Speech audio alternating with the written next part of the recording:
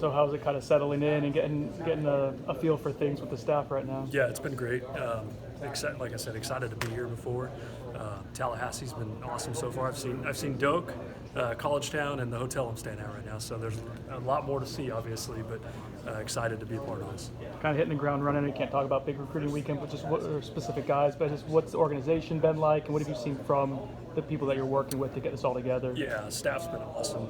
There's so much to talk about here at Florida State. Excited to be a part of it. They're work with great people, which is important, the first step, and excited to showcase this beautiful place. What's the process when you take a job, like right before recruiting really kind of heats up, and then will you even worry about making the transition personally until much later? Or The process for that, like just collect as much information as much as you can, constantly ongoing, and kind of observe and learn as you go, and really try to trust the people around you who've kind of been through it. But at the end of the day, make those slight tweaks to make it more, whatever informational, and try to have everyone pull in that same direction. What are your thoughts having gone through tour of duty and seeing the guys up close and personal kind of work out of the team composition, the roster in general? Yeah, excited about what we have on our roster. I think we can do some big things with it. Obviously, anytime as a personnel guy, you're like always looking at what's next. And so obviously looking at that and what else could be brought in, but excited what's on our team currently. I had an interesting call from a friend today whose son plays college football and is interested in transfer. And he asked me, how do you go about doing that? Yeah. So some of our readers, our listeners, would probably like to know that. A kid that's in the portal right now, what is that process? Yeah, so the NCAA, obviously, we can't talk to anyone who's not in that actual portal. To get in the portal, it's up to each institution, whatever that process may be. From those things, like to do that, once they're in the portal, then we may take them through and identify them the same way we approach high school recruiting, to where we're going to scout and go through those processes, and then if we like them, we'll reach out and have the same contact. Who is the person at Florida State that would contact them? Would it be? It could be from a whole bunch of different people. Okay. It's not just a one person like, hey, this guy's an O-lineman, so he's going to get reached out to by the O-line coach. It could be many different people that reach out initially if we have interest, and it should be that way, to be honest. So will the process, as the players go into the portal that you see that you think there might be an interest in, do you have to go approach coach and say, hey, this is somebody that I think you might want to take a look at, or how's that process? It's ongoing. It's open-ended. It could happen from a bunch of different ways, but the main way is just to loop everyone in as possible and quickly as possible, because it happens so fast. Like I used to call it the NFL waiver wire, because that's what it's turned into. Like, hey, I'm going to place a claim on this guy. Okay, we'll go from there. Because it does happen within 24 hours, and experiences I've had previously at other places, it happens very quick a lot of times. A lot of the guys FSU has landed. That's one of the things they've said, is that FSU reached out first, or was one of the two. So that's got to be really important. Yes. So it truly is instantaneous. Like, oh, so-and-so's in the portal, and let's get the movement and conversation going from there. So in support of that question, when a person enters the portal, does the portal send out a message to everybody, or do you have to be constantly monitoring the portal? Constantly monitoring. And there's different ways and processes we have built in to make sure that happens. But what is out there is there's not alerts, besides of maybe other secondary services that may be out there to put those in place. But from the actual standing portal by the NCAA, there's no alert process or function in that sense.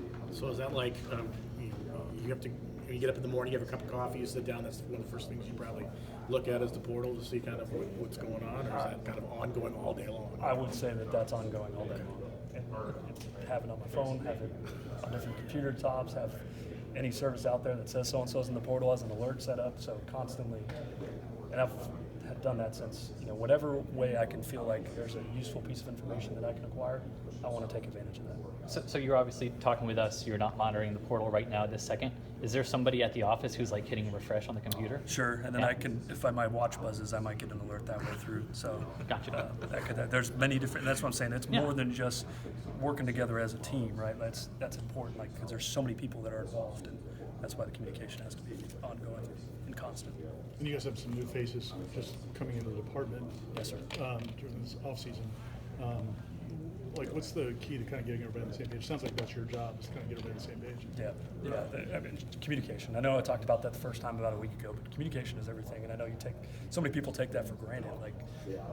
But it is it is the key to everything, and that starts with organization and over communicating everything in between, because if there's questions that go unanswered, that's where people make assumptions, that's where usually bad things happen.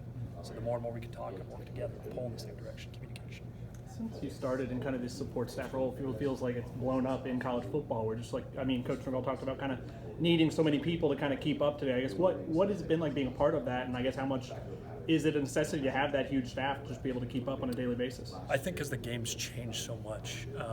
One, the amount of content that's going out and readily available, the amount of time where you have to reach out and talk to everyone, whether it be how everything is set up from a strategy standpoint, from a marketing, from content, from initial evaluation, from current evaluation, all those things in between. It's just blown up in that aspect.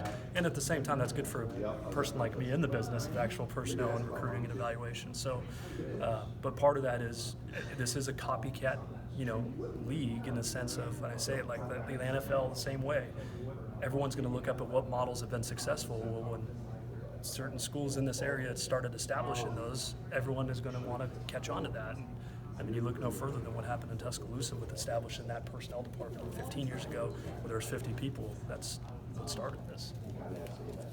Do you think the trend that's going to continue is that staffs are going to continue to add more? I mean, you mentioned Tuscaloosa, Alabama, Florida's added. They got almost 40-some people on their staff now. It seems like, is that going to be a trend with it? Was it more and more colleges take advantage? Yeah, I do. I do think it will, as long as the money doesn't dry up. Right? I mean, that's the long and the short of it. I do think that people are always trying to play catch up. I know the Pac-12, where I came from, was constantly trying to expand. There's a bunch of schools looking to add positions, so it's not going away any sooner. It's just everyone else is trying to catch up to maybe what the 5 or 10 in the beginning had done. Is there a point of diminishing returns? It depends what you want out of it, and that really is going to start with the leadership at the top of what you're looking and what your goals are. I don't think necessarily there's a point of diminishing returns, because you look at some of the best scouting staffs in the NFL, they're rather large. Now, some organizations are small too, but it just depends what your goal and outlook is for that, in my opinion.